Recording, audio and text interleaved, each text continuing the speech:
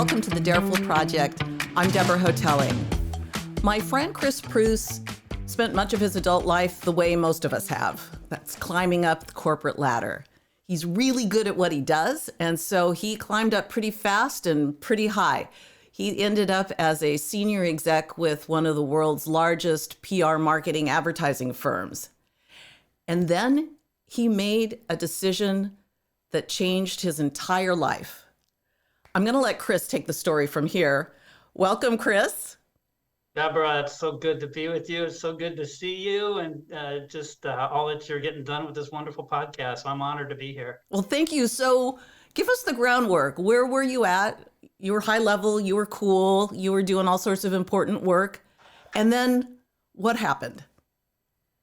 Well, in terms of the transitioning into a different phase of life, I had an amazing 34-year career in PR, and at that, most in the auto industry, as you and I had worked together in that capacity in the past, and got to be on the top of some pretty big mountains during that time as head of communication to GM during the bankruptcy, which was quite the thrill. And I had a good stint as the chief marketing and communications officer for one of the big suppliers, and then ended up, as you mentioned, back with Ford, and actually evolved into running their agency business on the PR side through one of the big PR advertising conglomerates, WPP Group.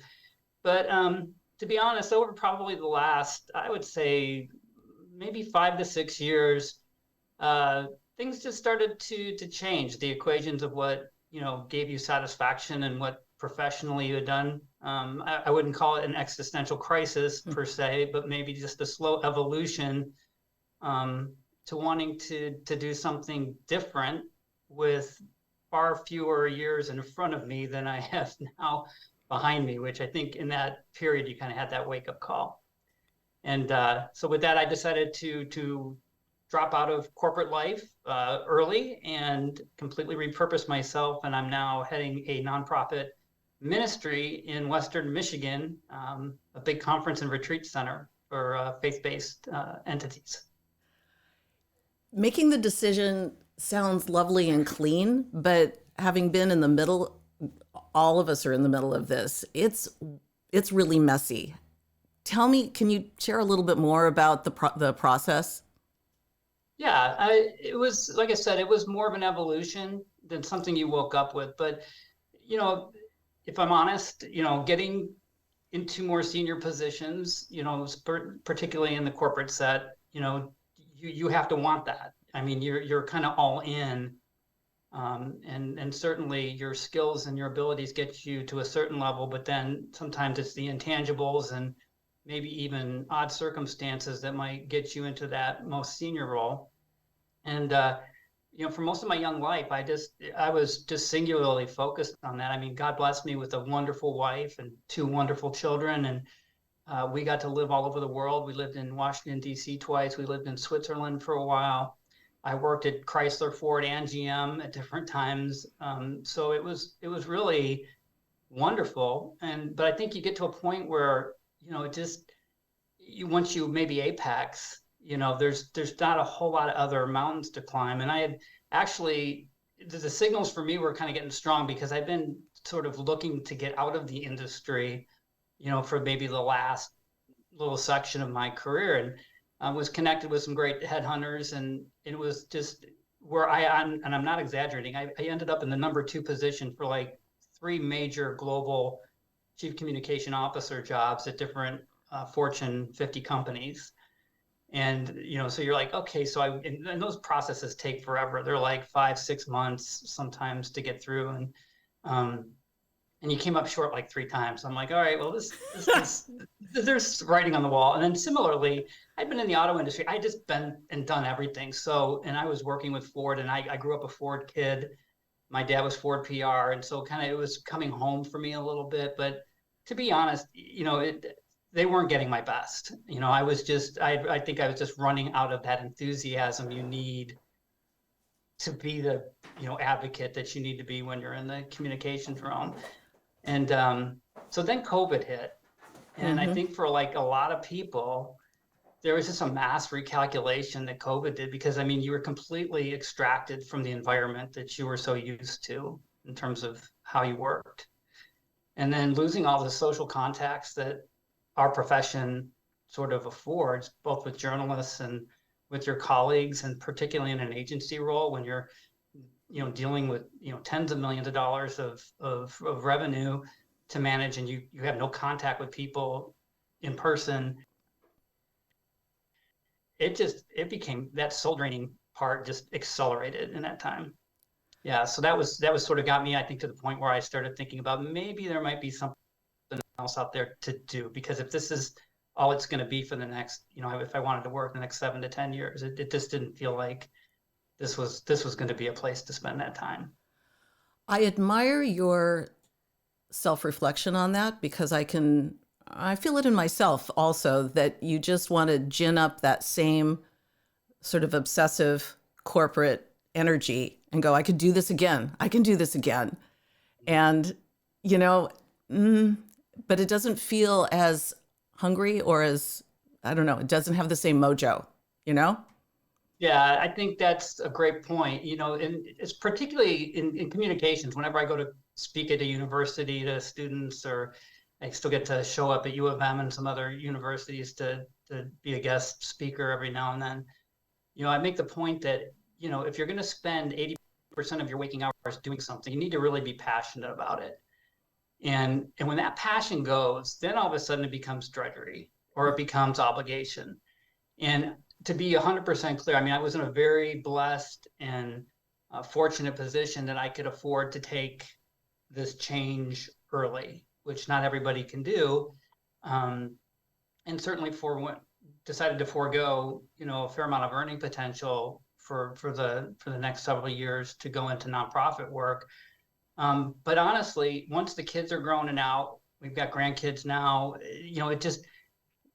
we were just almost laughing about how little we needed to live a Mm-hmm. life compared to how we lived it. And so, and my faith has really guided my life, most of my adult life. I became a Christian as an adult, and just after college. And, that was sort of a subtract to my life, but it didn't take the predominance of my life that it should have during that corporate ascent. And, in that self-reflection, that was probably one of the more painful realizations several years ago, was just the toll my career had taken on my wife, on my kids, the things missed. And I'm not exaggerating. I can't listen to Cat Stevens' "Cats in the Cats in the Cradle" song.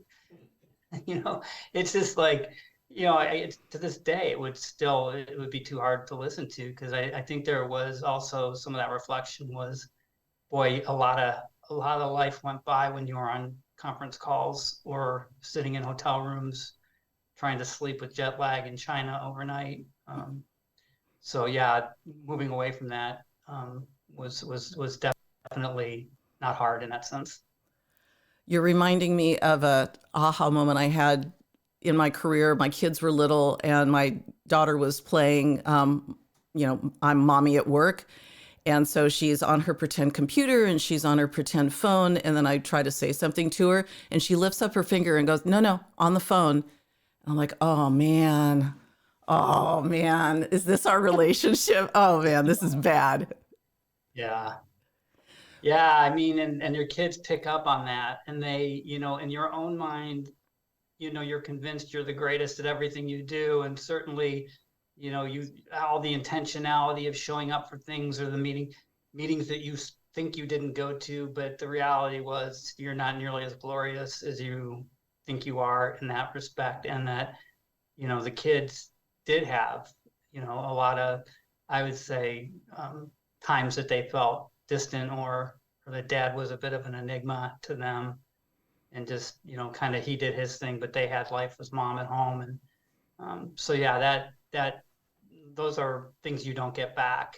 And on reflection, you always wonder, would you do it differently? I'd like to say that I would. I don't know. I'm very happy that it came out the way it has.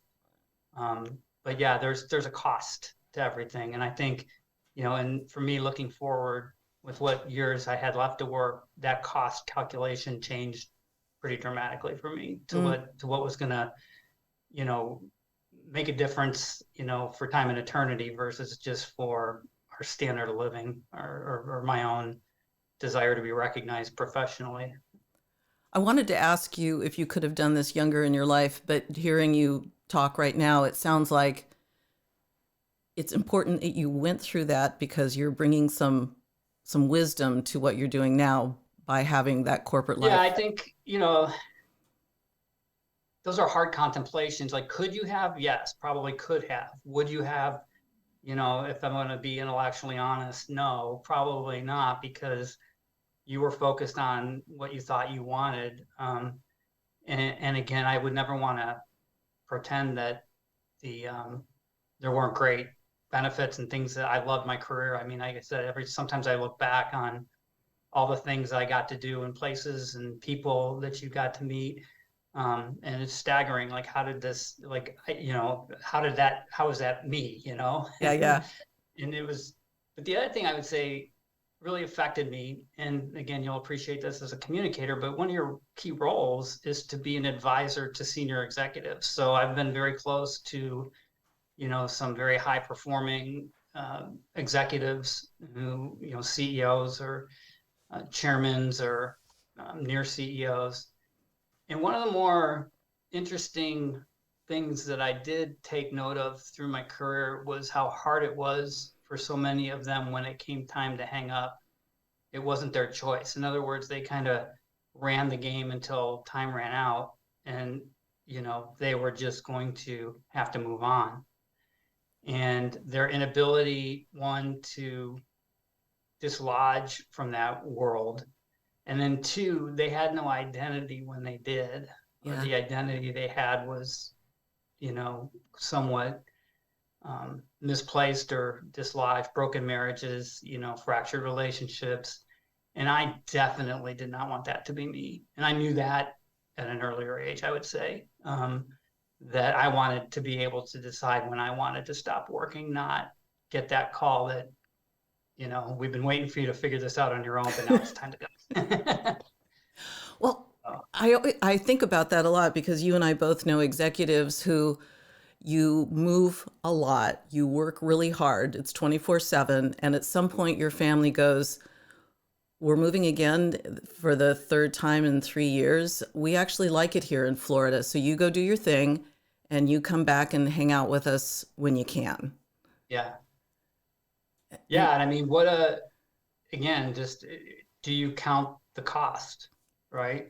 That is that. And I don't think when you're kind of blinded with that corporate aspiration, or you've sort of got that single-mindedness, you're willing to forego anything. Now, I was fortunate in that, my wife and kids would pick up and go, and we did. I think at one point, Stacy and I, when we were married for 11 years, we had been in 10 different homes. And some of that was circumstantial, just moving between Chrysler to Ford. They moved us within the Detroit metro area, and then we took some transfers that we ended up getting called back quickly. But they're moves nonetheless. You're just up and down. And I do remember one discussion we had kind of towards the end of my deciding to pull out. And I kind of made the comment, oh, but it was great. Look at all the great places we got to live, all the great things we got to do. And it's like, well, it was great for you, Chris.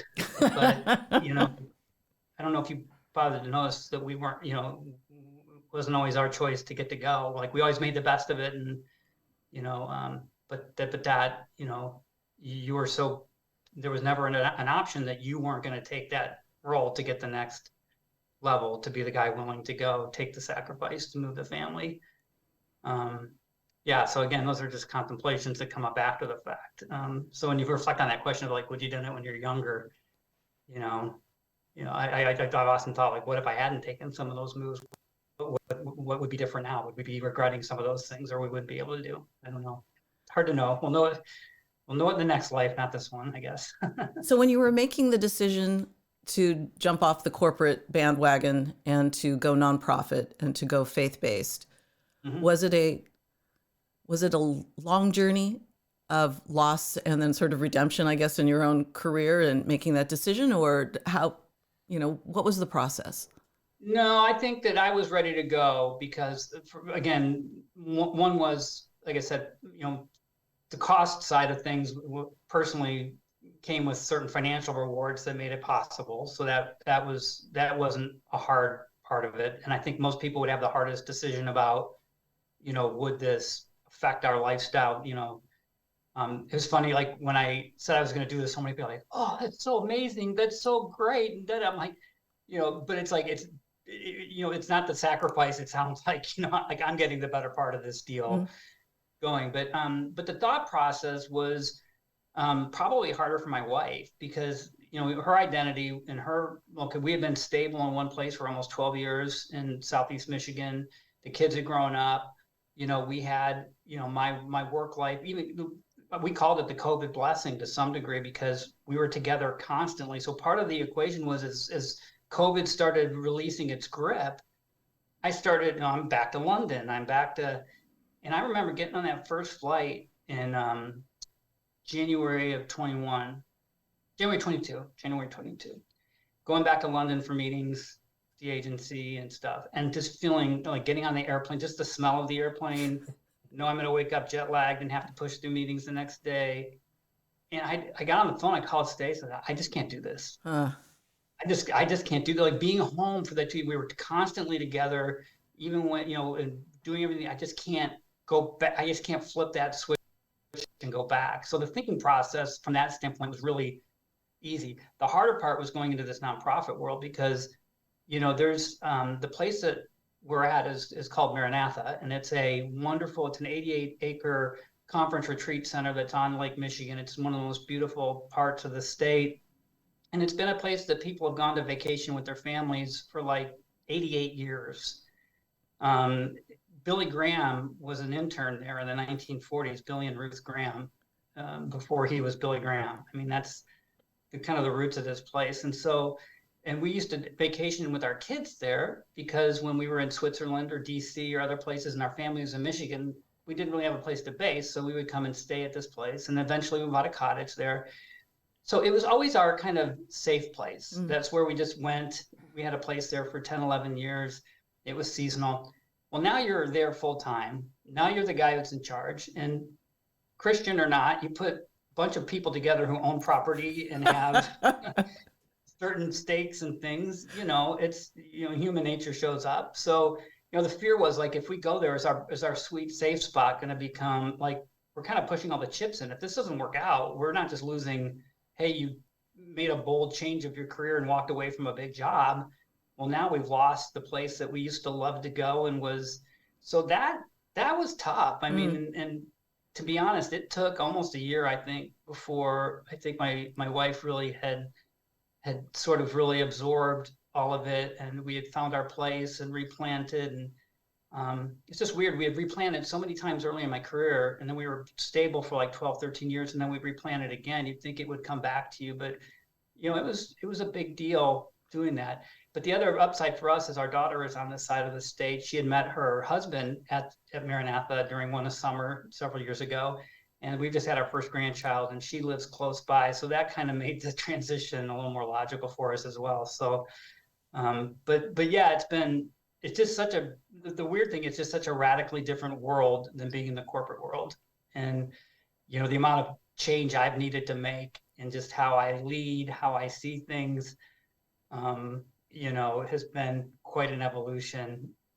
You don't think you're going to learn new things at this late part of your career, but I've had to repackage a whole lot of my approach dealing in a nonprofit world versus the corporate world.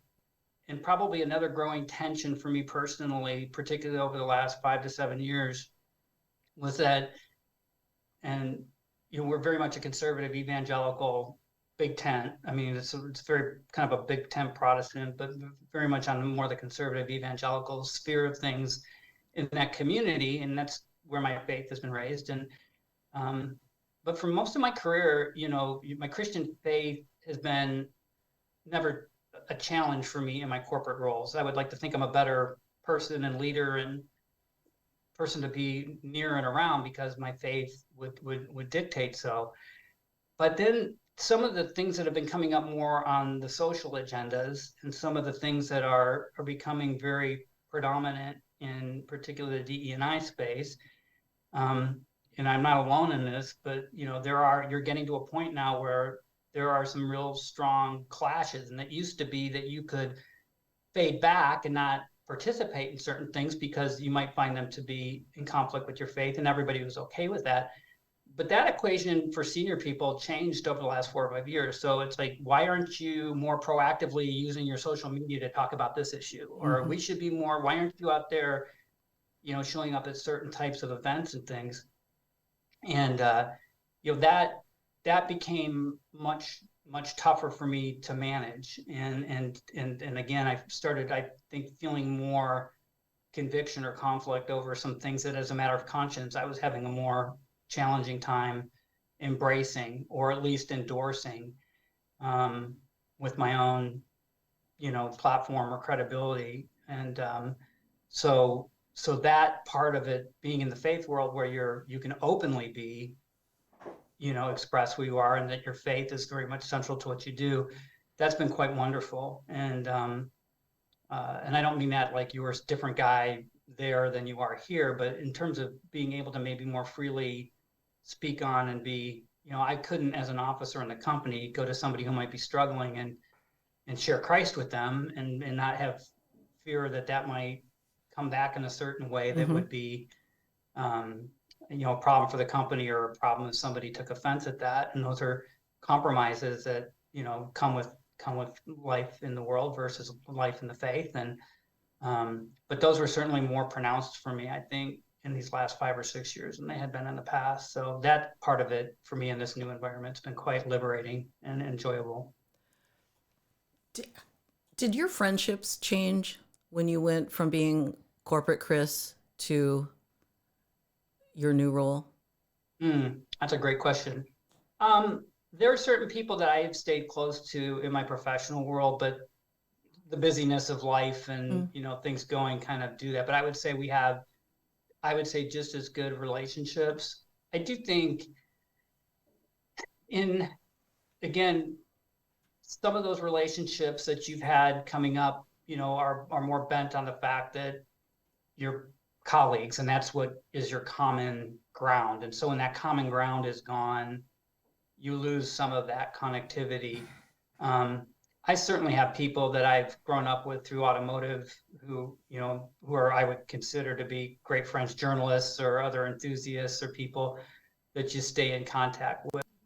But but um, I think, and to be honest, my bent in corporate life, I was very careful not to cross too many personal lines, for a lot of reasons, that I just think are, important, just in terms of what your role is for the company, and that you're not making decisions or doing things that are, unintentionally unfair because you've got a depth of relationship with somebody, and you might be treating them differently. So I always tried to keep a fairly collegial, professional sort of friendships with people versus what I would say more closer friendships. But there certainly are some people that I've stayed in touch with, and um, definitely would want to, as we go forward. Yeah. What has surprised you about this process? Um, One is just how much I'm enjoying it, because it's always the fear of the unknown, right? You might make this bold decision, get over the fence, and figure out, oh my goodness, what have I done? What was I thinking? Like, now I walk, and that was kind of, I think, also part of my wife's fear was that, that you've talked yourself into this, and things are crazy because of COVID, and you're bored, and you didn't get the other jobs that you thought you wanted, so you're just looking to kind of take an off ramp. But it wasn't that at all. I mean, I think that's been just the opposite. I'm immensely challenged in this job intellectually, and it's just so many different circumstances and so many things to learn and do differently. I've never managed a conference, retreat, banquet, hotel operation before. I've had to learn that. We've got a $20 million capital campaign going on right now. I've got to build 5 buildings. I've never done buildings before. We're doing, I'm the guy who's, having to shepherd the community relative to just, community together and spiritual issues. The other sidelight that my wife and I have is I'm just finishing my seminary degree. She just finished her master's degree, and we do counseling. So we counsel together. We do marital counseling in the church. We do individual counseling with people. So that sidetrack has been developing also for me, which was drawing me away from professional life, more towards ministry life. And so that's now another part of our time that we spend doing things that has just been really fulfilling. I mean, it can be very draining being in that environment, when you're always admired in other people's issues, trying to help them through it. But it's been wonderfully satisfying and enjoyable for us. So that I think that I've liked it that much has been a surprise, I would say. Although what you're describing is what you and I did every single day, and you in particular, right? That's true to a degree. It's true. Yeah, you're a counselor. Yeah, everybody runs to the communications team when they're not sure what to do and how you're advising people to respond. Yeah, that's very true. For folks who may not be called to a faith-based next chapter, but are looking to pivot, what are your recommendations? What are your learnings?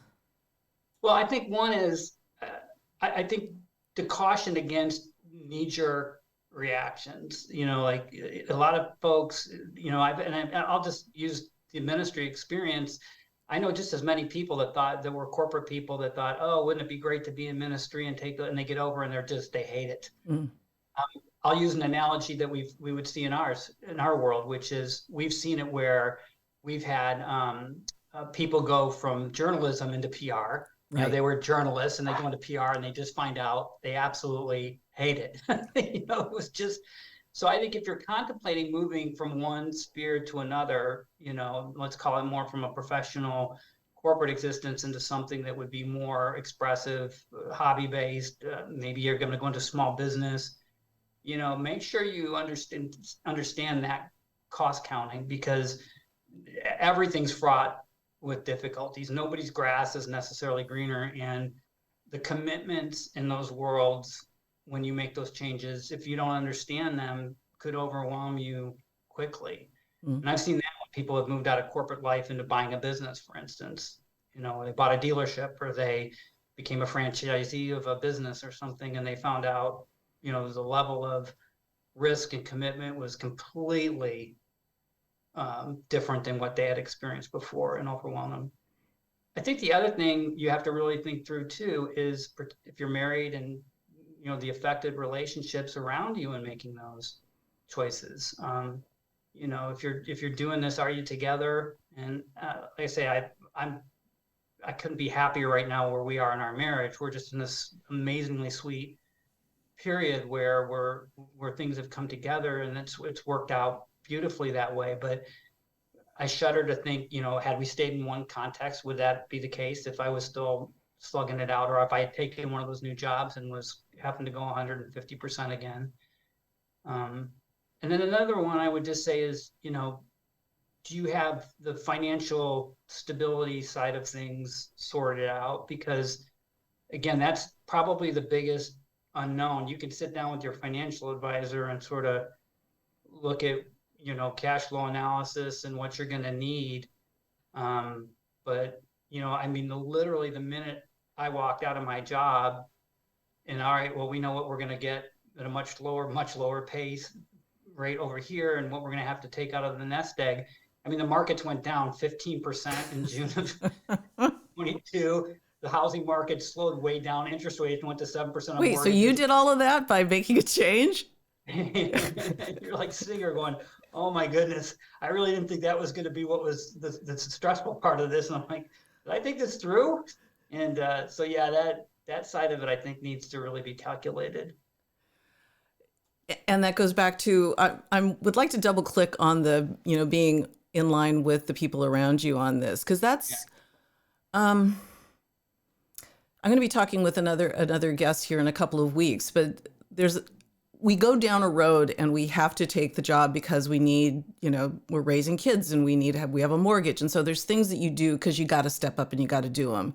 And if we're very lucky at this point in our life, we put a little money away, we have some experience, we're healthy enough that we've got years in front of us, And so this could be the point where we do that thing that we must do. And so that could be a reckoning in relationships. You really got to work through that. Yeah, because it's not just you taking the ride Right. and everybody else gets to readjust. And even like again, COVID, I don't know that if COVID hadn't happened, I don't know that I'd be in this role. Mm. Because I think that gave us the confidence of being together. Like I think, we used to joke, what's it going to be when a third of my life wasn't on the road, getting tired of hearing me talk, well, at least you're going on a trip or something. And, you have a different change of perspective and absence makes the heart grow fond or whatever.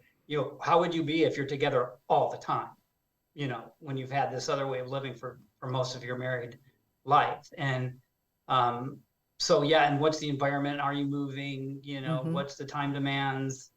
Are you doing it together? I mean, I just can't explain how I would like to be able to put into words more eloquently what the drivers were in my heart, like why I felt so passionate about being in one context for so long and then just literally kind of flipped over like this just isn't where I'm supposed to be, or I would say that to me that's more God's leading in my life and just where he took us as a matter of conviction, and my appetites and my desires changed in concert with this change of venue. But I think making sure that your spouse or your significant other is in that same mindset and is willing to take that journey is really important. But yeah, the sense of aging, you're just kind of shocked that you look in the mirror one day and you're like, wait a minute, my brain still says 30 and I definitely don't look 30 anymore. And you spend your whole career being the up and comer and, kind of the always on the ascent. And then all of a sudden you're not. And, that, again, that affects every relationship you have and how you relate. So yeah, I think you have to think it through and talk it through with whoever's taking the journey with you for sure. But you have a choice in that. Either you can try to grab back that past glory and just kind of, muscle your way through as best you can, or you can decide this is going to be a whole new chapter. And exactly. Right. And it's a different equation too about what counts. Like, what does getting that glory back mean? And so I think again for the corporate ascent, you kind of got there and then you're like this is it, and that's not uncommon. I work with guys out of private equity in my journey, guys that are worth 9 figures and they feel like they're pikers, like they've just, boy, I just didn't get to the billionaire mark or something. You're just like, what in the world? Like, what kind of a perverse mindset is that? But that would just tell you that money's not going to be the ultimate arbiter of whether you're successful or not. Mm-hmm. And, what is, we're here for a breath and then you're not. And what's going to have mattered? And what's it going to be? And I believe we give an account when we're done. And, I just, for me, it was just, I want to be in service to my Lord as much as I could be before departing. And I think that's true even in a professional life. If that's where God's called you, I think that's, we need godly leaders in corporate life and others. But, for us, this was, being part of this community, being in this place, we felt led. And so that was, the kind of all click together. But yeah, that you're not going to get that lightning back. Mm-mm. And I think that's where it gets sad. And pursuing it like you're going to find it can become quite a sad thing to watch. And like I said, I've seen that movie before with others I've been around. What would you recommend for folks how to begin? Like the smallest step, not the giant one, but just what is that one thing that someone could do right now as they're contemplating something like this? I think you really need to ask yourself the hard question is like, if this is all the time I have left, what is it that's going to matter? And what would be holding me back from pursuing that?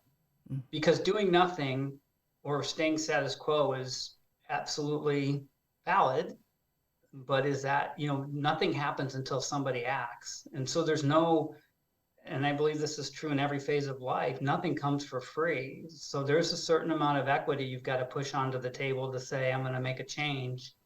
And am I willing to do that? And is my spouse or other willing to do that? But man, I think once you get over that hump of making that decision, you take that first next step. And you don't have to solve it overnight. But I think you have to ask yourself the real tough questions. Is this where I really want to be? Is this how I want to finish? And what do I want it to look like when I look back? And do my kids know me? Does my family know me? Can I look in the mirror and say, yeah, this, and again, coming more from the face, am I going to look in the face of my Lord and say, here, well done, good and faithful servant, or am I going to hear, I never knew you? Mm-hmm. And so, that's where I just think you got to ask yourself that tough question and not be afraid to ask that question. So Chris, can anybody come and visit you? Sure, absolutely. So anyone can come and have a lovely. Anyone can come. Anyone, wide open. All right. Well, we're going to make sure that we have all the information on our site so that folks who want to. And you're open all year round, even in the chilly winter months. Yeah, so let me explain that real quick. So we function for 10 weeks of the summer. So basically from Memorial Day through Labor Day on a set program. So for 3 weeks in June, we host a special needs camp called Johnny and Friends, which are families with disabled children and disabled adults, and we give respite to the caregivers. And so we have people that come together and take care of the needs person, and then we pamper and have fun for the families to be kind of released from their responsibilities. So that's most of June. And then every week through the summer, we have a different set of speakers that come in each week, preachers, speakers, and we have free concerts. And so families come every different week. So most families, if they've come week 5 for years, their families probably grew up coming to week 5. And that's the summer. And then for the rest of the year, we're open for retreats and conferences. And we have groups as small as 3 people, and we have groups as big as 300 people that come in and use the facility. And it's, like I said, it's a very big tent. Christian, we're not denominational. We're not tied to any one church or anything. So it's a pretty big tent for people to come in. I love it. All right, Chris, we'll make sure that everything is on the site. Great. Thank you so much. Thank you, Deborah. So good to talk to you. And I just wish you all the best in this wonderful new endeavor. And to you. Take care. Thanks for listening to the Dareful Project. Please follow, like, and leave a review. It really helps. We're on all your favorite platforms: Spotify, Apple Podcasts, Google Podcasts, iHeartRadio, Audible, TuneIn, Amazon Music, Stitcher, SoundCloud, and YouTube. And to connect, you can email me at Deborah@dareful1.com. That's Deborah, Debra, at dareful1, that's with the number 1.com. Thanks for listening.